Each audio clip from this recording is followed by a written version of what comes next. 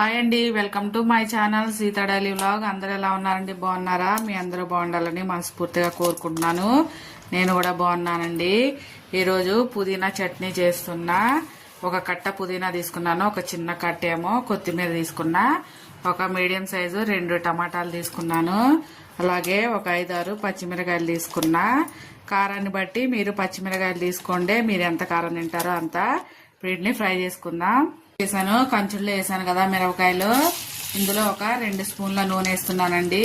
మిరపకాయలని మంచిగా ఫ్రై చేసుకోవాలి. మిరపకాయలని ఇలా వీటిని తీసి ఒక గిన్నెలో వేసుకున్నా.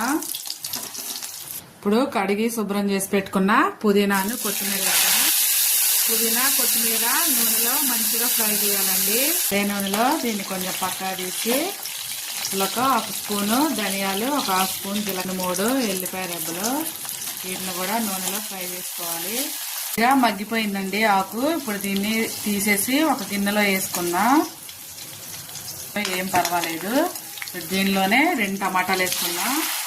చిన్న గోలీ సైజు చింతపండు నానబెట్టానండి, అది కూడా వేసుకొని మగ్గించుకొని టమాటా మెత్తగా అయ్యేలాగా చేసుకోవాలి. దానికి చల్లారాక మిక్సీ పట్టి చూపిస్తా.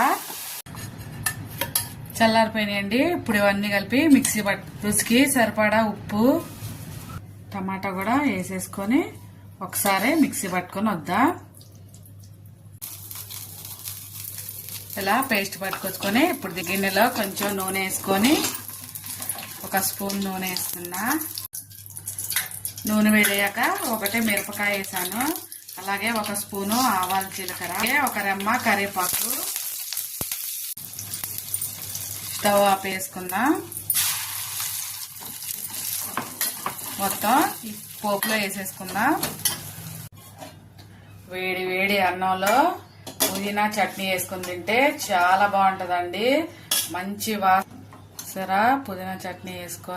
వేడి వేడి అన్నం, పుదీనా చట్నీ, ఇంకా ఇది నెయ్యి అండి, వేసుకొని కలుపుకొని తింటే బిర్యానీ కూడా అవసరం లేదండి, అంత బాగుంటది టేస్ట్.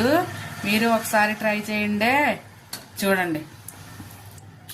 నేను చేసిన చట్నీ కనుక నచ్చితే ప్లీజ్ ఒక లైక్ చేయండి. మీ ఫ్యామిలీ అండ్ ఫ్రెండ్స్ కి షేర్ చేయండి.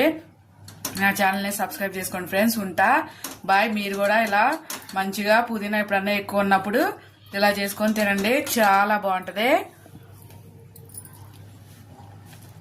బాయ్.